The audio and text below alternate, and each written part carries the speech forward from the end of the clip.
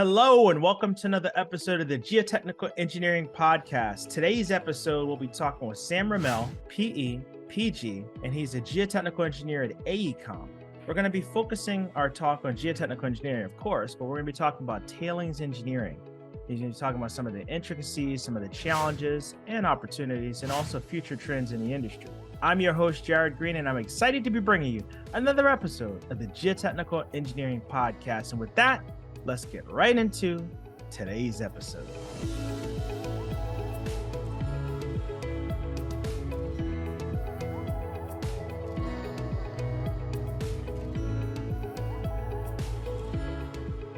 Before we go on here, I'd like to recognize our sponsor for this episode, Tensar International. Check out Tensar Plus, the award-winning design software for construction professionals to design with geosynthetics and calculate their value on projects. Tensar Plus is simple to use with a powerful engineering system at its core.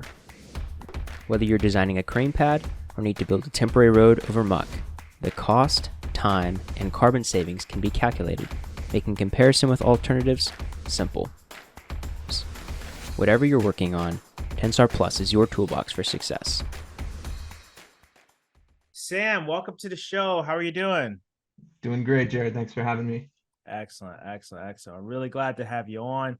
Very interesting conversation we're going to have here. So let's just set the stage. Tell us a little bit more about why you went into geotechnical engineering and why did you decide to specialize in tailings engineering? Curious to hear what sparked the interest in the field and what led you to this unique but very important area of expertise. Yeah, I think I actually kind of have a bit of a non-traditional intro into geotechnical engineering. So my bachelor's degree is actually in geology, which I got up at CU Boulder. Geology is a great degree and I'd recommend it to anyone, but it's a bit broad and it's a bit kind of hard to get a job right out of college, I would say, without some type of graduate degree in it. So just being, in my early 20s, I started applying at places I thought might hire geology majors, and I happened to get hired on by a local contractor or consultant in Denver. Just kind of doing soil testing at first, so backfill testing on residential sites, commercial sites. Then I was quickly moved over to geotechnical drilling. So kind of their big, they're a lot of the money that they make, the contracts that they get are like kind of high production, expansive soil investigations. I mean, expansive soil is pretty common around Denver. But I kind of quickly realized without any sort of engineering degree, this was probably where I'd kind of stop in geotech, at least at the firm I was at. So I actually went back to school and got into Colorado School of Mines in their geological engineering program and ended up getting a master's degree in geological engineering there.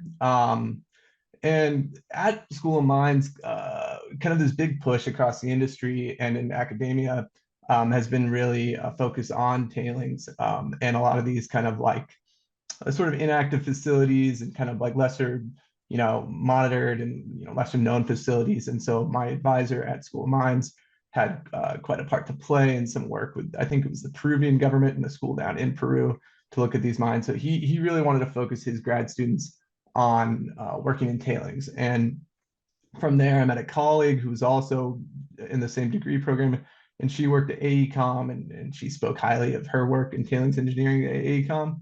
And eventually I reached out to her, and she ended up getting me a job at AECOM working in tailings engineering. Since then, I've been at AECOM about 2 years, and it's just been a fascinating field, and it seems like it's always changing and always coming up with new solutions to problems that we face. That's great.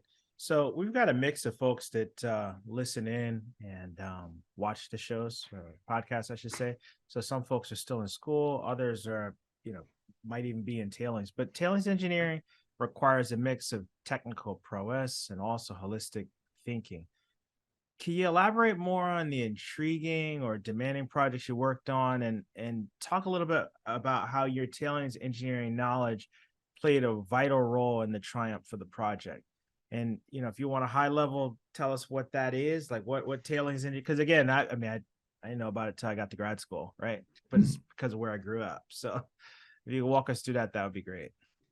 Yeah, so I guess I can kind of take us a step back with Mhm. kind of like what I was talking about with this industry push to understand a lot of these facilities that we see, all across the world. So tailings engineering, mainly it's looking, on the basic level, it's a dam safety, engineering. So very much like what we'd expect from water dams in terms of looking at their stability, their liquefaction potential, similar, a lot of overlap between the two. The difference between building kind of a civil dam and building a TSF, a tailing storage facility, would be the fact that generally, if we're in a low seismically active region or we have favorable conditions, we're generally constructing the tailings facilities out of the tailings themselves. So the embankment, generally we see the coarser fraction of the tailings. So think kind of like here in Colorado, we have the Great Sand Dunes National Park. Kind of this fine sand. That's the coarser portion of the tailings. We call it a coarse tailings or a tailings sand. Depending on the site, we will usually use what we call a cyclone, and we'll centrifuge. That's pretty much what it does. It separates out the particles. And so you build the embankment out of the coarser fraction. If we're using that cyclone, there's other methods as well. And then kind of the overflow, what would be the finer portions, more of like a silt-sized material or a clay material, will go back into the impoundment. So if you think in a water dam, it would be the reservoir. Well, instead of the reservoir, it's the finer fraction of the tailings. So a lot of these tailings facilities were constructed, not with the geotechnical know-how that we have today. They're usually put up by operators, and a lot of these large mining companies, they've kind of formed through a series of mergers and acquisitions. So they, when they, take on another company or they, expand their portfolio, they're taking on the inactive facilities and the legacy facilities of these previous companies that they took on. So there's a lot of unknowns with a lot of these inactive facilities. And recently there have been some highlights of these inactive facilities, or even actually active facilities, if you look at the ones in Brazil, that have made the news, unfortunately, because of poor engineering, because of poor practices. So there's been a global push across the industry to basically analyze and investigate all of these facilities that fall under large tailings facilities that have some consequence and some risk. And so there's been a global push called the Global Industry Standard of Tailings Management. Our main client, which is a large mining company in the Western US, has really taken this to heart and has really made it a priority that any tailings facility that they think there is a population at risk immediately needs to be investigated and analyzed and, to ensure its geotechnical stability. And if it's found that it's less stable than we would like, immediately be repaired and mitigated. They've been quite on it. So kind of going into my career working in, I started in foundation engineering. And like I mentioned previously, here in Denver, we have a large problem with expansive soils. So, you would like to be able, when you do a foundation repair, to go to the foundation and know exactly how it's constructed, what construction processes were in place, how much backfill is beneath each footing. But generally, we don't get that. You have a lot of unknowns when you're looking at these foundations. So I work pretty extensively in foundation repair, but mainly doing these kind of forensic investigations. So when I came to AECOM, actually, it was a nice transition, albeit the scale was much larger from a home residential foundation to a tailings facility. But it was kind of drawing these conclusions from unknowns.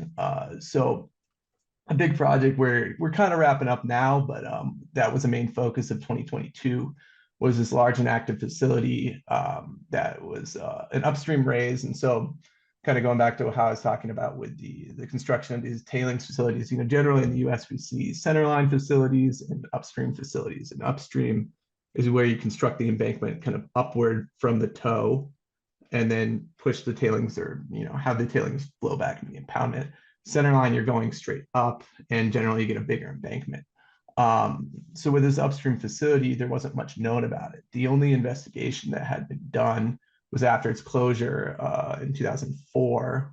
We had an investigation just along the surface and along the kind of the crest of the embankment. The reason we didn't have much data was because, to kind of promote the stability of this facility, they had taken large amounts of shot rock from the adjacent mine pit and armored the slope, which is good from a geotechnical standpoint. I mean, we always want to see rock fill you're not really going to get an undrained response from this rock fill material, but it does make it very hard to investigate. CPTs are really our friend and one of our most powerful tools in the tailings world. And you can't really push a cone through boulders and large blocks. So we partnered with a drilling contractor, and they actually had a sonic CPT rig. So it was a rig that could use sonic drilling techniques through the rockfill. So we could analyze the rockfill material through sonic coring and SPTs, and then case the hole down once we got into the underlying tailings material. We were able to push cones throughout the TSF, so along the embankment slopes, near the toe, all along different portions along the crest, and install just a litany of vibrating wire piezometers in this dam, which previously only had a few piezometers. They were all open well, so to really understand the pore pressures throughout the TSF. We were then able to target certain layers of what we saw in our cone signatures during the mud rotary drilling phases and take Shelby tubes of these kind of softer layers. But when I say soft, this wasn't generally like normally you'd see in a tailings facility, like fairly low tip resistance. This had a lot of magnetite in it. So we were getting densities exceeding like 150 PCF. So we actually ended up crumpling a lot of Shelby's, which is not good from a sampling point of view, but it was actually quite nice to see when you pull a Shelby out and you're like, these things are dense. This has a low void ratio. This is something we want to see. And so after that, a big thing with the GISTM is basically the mining company will hire a consultant, that'd be us at AECOM, and then we'll perform the work and come up with our conclusions and recommendations. And they'll also hire on a third-party reviewer, which is generally either a consultant or someone in academia, kind of the two main fields we see, to review our work, to ensure that we're meeting the standards and ensure that the work we performed has been up to the standard that they would expect for these dams. And we're testing it based on very large scale earthquake events. We're performing 2D site responses on it, and then obviously kind of the final cherry on top would be the slip stability based on all the findings of what we saw. And so what went from being an unknown facility and having not much information on it, we were able to draw a lot of conclusions and essentially get this dam pretty much a safe closure. There, from a geotechnical standpoint, there's a few things that they'll have to finish out, but we basically showed that beyond any reasonable doubt, this facility is safe. This facility just needs to be continuously monitored through the piezometers we installed, and this facility meets the global standard that we need to have for tailings facilities. Oh, that's great. And you said that was like the whole of 2022? Yeah, so we performed the investigation in early 2022. Actually it was about April is when we started the investigation.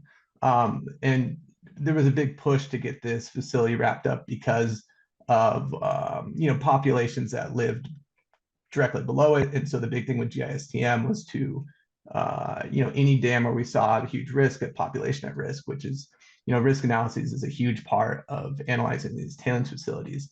They immediately needed to be analyzed, and they immediately, if they are analyzed and something were to arise, immediately work would need to be done. Ones that are without the population at risk are still being analyzed. We're actually working kind of on a couple other inactive facilities in the area, but not at the breakneck speed of a 1 year turnaround on that. I think that was actually a 9-month turnaround or so from getting the sonic in the ground to actually presenting to the ITRB.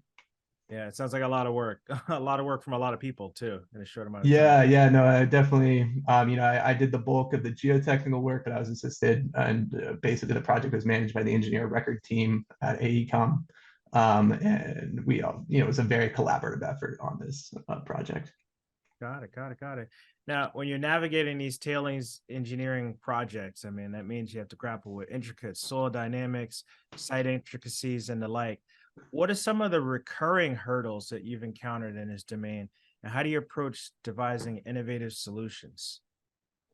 Yeah, so I think with geotech, it's really easy to overlook the fact that we're using, essentially like a 2-inch cone in the case of a CPT, or shoot like a 6 to 8 inch hollow stem auger to characterize a massive site. Yeah. So it's an emphasis on whatever tools we have in the in our geotechnical toolbox, we need to use them. And so luckily in the tailings world, we have really great clients who are willing to help us out and willing to give us the tools that we need to investigate these facilities and understand the kind of the scale of these projects and what we're trying to accomplish by using such small tools for investigation. So, these are huge facilities. Our active facility that I do a lot of work on, I think it's a nearly 3-mile walk around the perimeter of this embankment.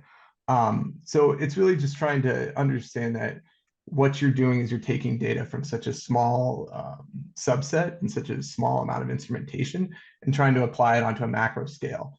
And so obviously there's going to be uncertainty in any of this, but really it does boil down to a probability game. I mean, if we're analyzing, a 10,000-year earthquake event, which is generally the standard, would be the average 10,000-year earthquake event for stability for these active and inactive facilities, that's a probability. We're taking seismology records, we're taking, having some seismologists look at faults in the area, look at different probable ground motions, and then applying that based on how we've scaled previous earthquakes that we have understood and studied to this TSF. So I think really just kind of going back to this, to your original question, is that the recurring hurdle is the scale of the investigation relative to the scale of the actual facility it's less than like 0.0001% of of the soil you're taking out. So I think we always need to keep that in mind and understand what the bigger picture is when we look at data. Got it. Yeah, when you start talking about risk mitigation and contract review and all that, it's like we don't have a lot of data, right? We don't have a lot of data. Even with a robust exploration, you don't have a lot of data. So yeah, and the conclusions you have to draw from it are, you always err on the conservative side, and you always, bake in this level of conservatism. Mm-hmm. But I wish we had like what the structural engineering guys have. They have steel beams that are this shear modulus, this tensile strength. We don't have that. So trying to work with that. Yeah, no, it's tough. And as the landscape of tailings engineering evolves, new methodologies and technologies surface. How do you stay abreast to these advancements, and how has the awareness empowered you to tackle intricate projects more effectively? Yeah, so our understanding of TSFs is really evolving every day. I know you had Scott Olson on the show, I think a few years back, and he's really looked a lot into residual strengths, and he's incredibly active in publishing and providing new insights. And I think he's had a lot of his focus lately on tailings engineering. So a lot of the papers we look at and we review, obviously we have classical soil mechanics, texts that apply very well to tailings, but also we do our kind of our own subset. Tailings are very angular. They're a little bit different than what we would generally expect of maybe like an alluvial soil.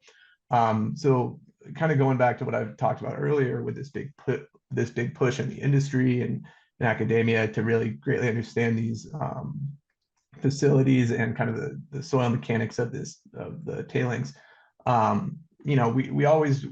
We're really trying to stay up to date. So tailings is really good about having we have tailings and mine waste every year, which is a big conference. It was in Denver last year. I think it's going to be in Vancouver this year. And, we have people from consultants, we have mining companies, we have, people in academia who are all presenting on new topics and new research that they're finding within it.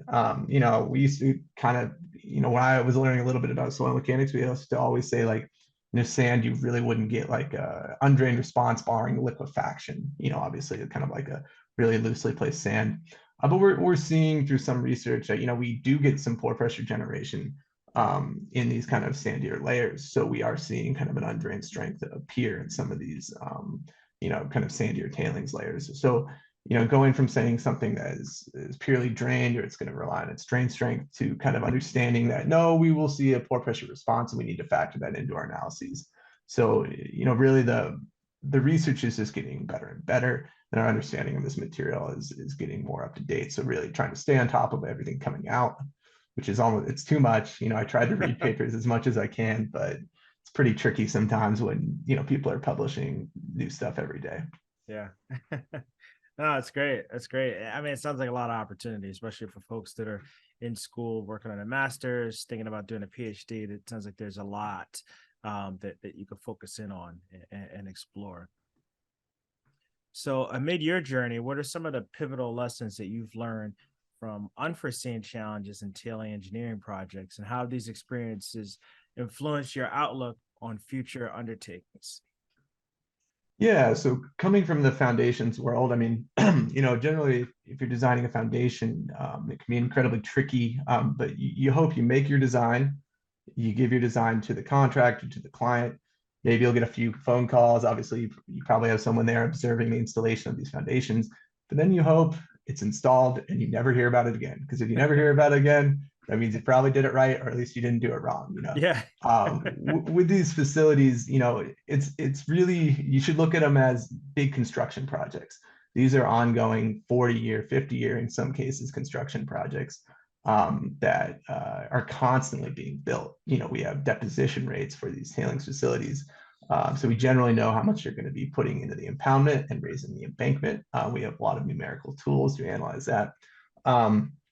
But the biggest pivotal lesson I've learned is just always being on top of what is in the facility and what the material characteristics look like, what the pore pressure conditions look like at these facilities. And so that's why we have a lot of monitoring and instrumentation of these facilities, and we're constantly producing reports on just the pore pressures alone in these facilities. And so I guess kind of going back to your original question, the challenge is, you have a design, and now you've actually, this design's been based off some assumptions. We have, you can take material characteristics from sites that are similar to your site, from mills that you think will be producing tailings similar to what you think will be in your site. But generally, these are all assumptions based on active facilities. You hope kind of look like what you're going to get, but you don't know that until they actually start depositing. So I think one of the big challenges we face is, really trying to comprehend what's actually going in the ground. And so we do that through ongoing investigations. We do that through constant monitoring and just, trying to continuously update what we actually see within the facilities. Got it. And especially as geotechs, interdisciplinary collaboration is pivotal when you're working on these complicated projects, and these projects are multifaceted just by nature. So how are you effectively collaborating with architects, structural engineers, and stakeholders to make sure that you have, let's call it, a seamless project culmination? Yeah, I mean, I've seen this in my work at my previous consultancy, and obviously at AECOM, the scope of different faceted engineers and different architects, not so much architects on our point, but more geologists and project managers. I think the biggest lesson I've learned since becoming an engineer, being an engineer, is that really communication is key. Everyone will always tell you need to have the technical prowess, but really how you explain and how you communicate that technical prowess, or what you've accomplished for your technical analyses, is a great way of having the client, trust you, be on your side, and know that you're looking out for them. If you're constantly in a black box where they don't know what your information is, I mean, you're not going to have too great of relations with clients. I think a big lesson I learned was when I went to grad school, I had to take some deficiency courses I didn't have an engineering degree. So I'd take a few undergraduate courses at School of Mines, and they were hard. They were actually harder than some of my grad courses. I mean, Wow. I got through them, but I think what I noticed was the undergraduate courses, there really was this focus on, technical know-how, technical knowledge, really performing these kind of like deliverable tasks. Whereas the grad courses were mainly built upon, here's your project, here's what you need to do, here's the research you need to undertake, and then you need to present it in a way that peers and your advisor and maybe a few other people who might sit in can understand. So, an effective engineer is one that communicates their findings. If you are constantly checking in with different engineers who are working on projects, but maybe in different fields, it's incredibly important, because then when you go to talk to the client, you can give them an update on, the hydraulics are here, the structural is here. And so it's really just keeping everyone in the loop, I think, is the most important part when it comes to project delivery. For sure. And especially these projects have such a public facing result, right? Like is the community going to be safe or not, right? So it's like you need to be able to spell this out in a way that people are able to literally sleep at night. So that's super important. So thank you for that. Now, let's switch gears a little bit, talk a little bit about climate change. How do you factor in shifting environmental conditions when you're crafting tailings engineering designs, and what type of strategies can be adopted to foster sustainability? Sustainability is super important, especially for the generation of engineers and practitioners coming out of school now. Yeah, I mean, so I guess that'd be kind of a threefold question. So the first part is, kind of going back to what I was saying, we base a lot of our parameters and our design assumptions on probabilities. And a lot of these dams are designed to withstand a certain amount of precipitation, a certain amount of flood based on different events that we've calculated in the past and what we foresee in the future. With climate change, it makes it a bit harder when our climate and weather models are changing every day. Obviously we try to compensate for that by running a bunch of sensitivity analyses, designing it for kind of really extreme events. And you don't see it so much. Luckily earthquakes, hopefully, knock on wood, won't change because of climate change, but precipitation events will. So trying to kind of wrap your head around the ever-changing nature and kind of the uncertainty as we move forward with climate change. And so kind of moving past that, the second thing, is if we're going to fight climate change, there's a big push in the mining industry is we do have to mine a lot. If we are to continue down the how we're trying to revolutionize the electrical grid, so whether it be copper, whether it be gold, whether it be any sort of kind of critical mineral, we have to mine a lot. And if we have to mine a lot, we produce a lot of tailings. I heard a good quote that mines don't produce ore, mines produce tailings. Most of our ore bodies are, we hope to get as much out of it as we can, but for the most part, they're going to go into a TSF. So, understanding that, our deposition rates on a lot of these tailings facilities are going to be much higher than what we had previously seen. So there's also a big push, and depending on what the facility, how it's constructed, is to kind of immediately reclaim the facility. So some upstream facilities, you can do reclamation in place. So we're, as we are actively depositing on these facilities, we are also, reclaiming it through use of native vegetation, which not only, looks nicer and is better for the environment, it also kind of improves the stability of the slope itself, by anchoring the slope. And through other sustainable practices, such as, maintaining, keeping water from going in, keeping, trying to recycle as much water within these TSFs to use as the process water within the mill. I mean, some of the reclamation efforts I've seen are mind-blowing. I mean, there was one of the inactive facilities we were looking at. If you were to drive out there and have no idea what a tailings facility looked like, you would just think these are rolling hills, which, I mean, that's the end goal, Yeah. Obviously tailings take up a huge amount of land and they inundate a large amount of land with, the leftover mine materials. But we can make it so, yeah, we do have to take up this land, but hopefully, when this facility is done, we can return it back to the environment and let it become, part of the natural environment again. That's great. That's great. Let's talk a little bit about AECOM. AECOM is world-renowned for extensive global endeavors. And in your experience, what kind of cornerstones contribute to the prosperous execution of these projects, especially in diverse regions? Yeah, so kind of like I was talking about being blown away by the scale of these TSFs. When I first started at AECOM, I was blown away by the amount of PhDs that we had within our firm. It's a little intimidating. I was coming from a bit of a smaller consultant firm, still very good, it has their expertise in what they do. But, AECOM, it's a big company. And, but the thing is with this big company, they really do know how to kind of boil it down on the micro level. So although you feel, you're working at this big publicly traded firm, I feel like I'm working in a small consultancy within the mining group at AECOM.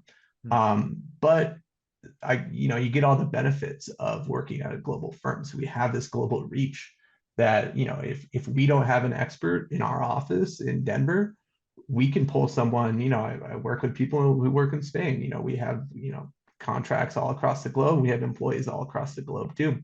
So really we can lean on these experts. Some of our TSF designs are, a huge portion of the project is going to be electrical design. So, getting the actual electricity up to the TSF. I don't know anything about electrical engineering, but I know a lot of my colleagues know way more. And we can pass the work right off to them, and we can, give that deliverable to the client. I think why we keep, having the same clients, why we get these recurring clients, is they know we're a one-stop shop for all things engineering, not only geotech, but structural, electrical. Shoot, I think we even have an aviation department.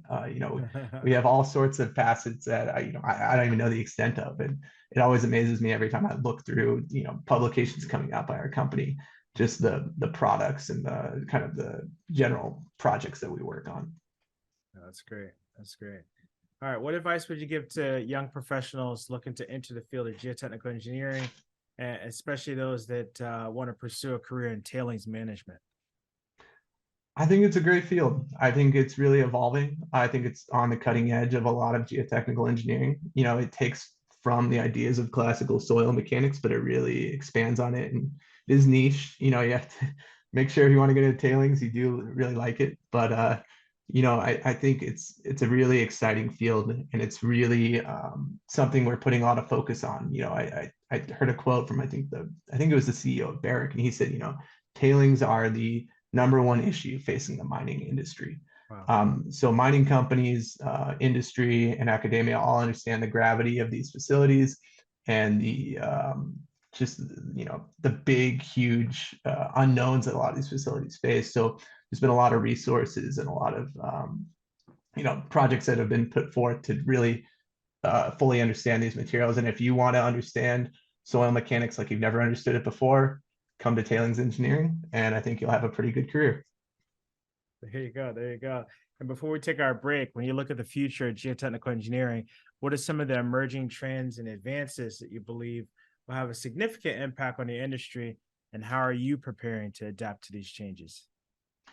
Yeah, so this kind of goes back to the ongoing nature of these projects, and updating, the constant updating of material characterization, parameters, pore pressure conditions. I think we're really going to start moving towards digital twins of these facilities. So really trying to have a numerical model, whether it be set up in Plaxis or FLAC, or kind of however you want to do it. Actually, Plaxis is quite a good tool for that, to really have not only your TSF sitting on outside of its mine, but also have that TSF sitting on your computer. So when you want to analyze certain events, you can just do it right from your desktop.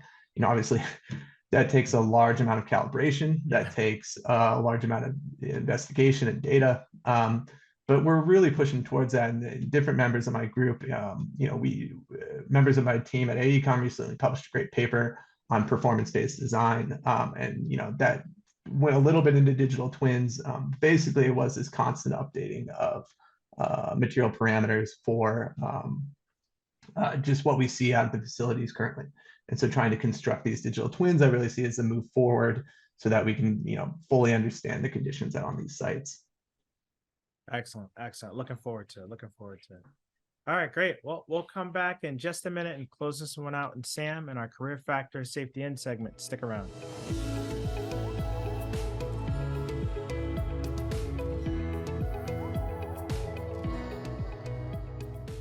Before we dive in, we'd like to recognize our sponsor for this episode, PPI, a leader in engineering exam prep for the FE and PE exams. PPI provides expert prep courses and study resources designed to help you pass the FE and PE exams the first time. PPI's live online courses include hours of lectures, problem-solving demonstrations, exam strategy sessions, office hours, and a passing guarantee. Check out PPI today at ppi2pass.com to see all the options available for FE and PE exam prep. Now let's dive into today's episode. All right, welcome back. It's time for our Career Factor Safety End segment. In geotechnical engineering, just like many disciplines of engineering, it's important to have a factor of safety into your design. But what about incorporating a factor of safety into your career? Today, of course, we're speaking with Sam Rumel, PE and PG of geotechnical engineer at AECOM. So Sam, you've had a very successful career. When you look back in your career, what's something that you've implemented in your career to give yourself, let's call it, a factor of safety in your career? Oh shoot. Well, I think I've had a good career so far, Yeah. successful. I think we got to give it a little more time until I get to that point. But I think the biggest thing I try to do is always try to put my hand up when I have the chance. If I have the time, if I have the availability, and someone needs some help, I always try to help out colleagues when they need it, because we're all on the same team together. So not only does this make you someone who's really reliable and valuable to your team and to the engineers around you, but it also exposes you to a lot of new ideas and a lot of maybe new analyses or techniques that you had not been familiar with before. So not only does this improve you as an engineer, but it might also expose you to something that you really enjoyed, doing. I'd never done a site response, a 2D site response. I thought, FLAC was really scary, and, all this numerical computation was a little out of my league. But, on this previous project I talked about with the inactive facilities, I decided to take it on, and I realized I really enjoyed it. Maybe it might have taken me a little bit more time than maybe someone who's, quite pro at it. But, I think just really constantly understanding that your knowledge as an engineer doesn't end when you get out of school, and that your knowledge needs to keep growing as you work throughout your career. I think that's a good way to build a factor of safety into your career. Well said. Well said. Well, thanks, Sam, for coming on. You shared a lot of great insights, and I know that this is going to be information that's going to be helpful for those that are viewing and listening. How can somebody find you? You want to share your email address, or are you on social media? Yeah, so feel free to reach out to me on LinkedIn. It's just Sam Rumel, PEPG.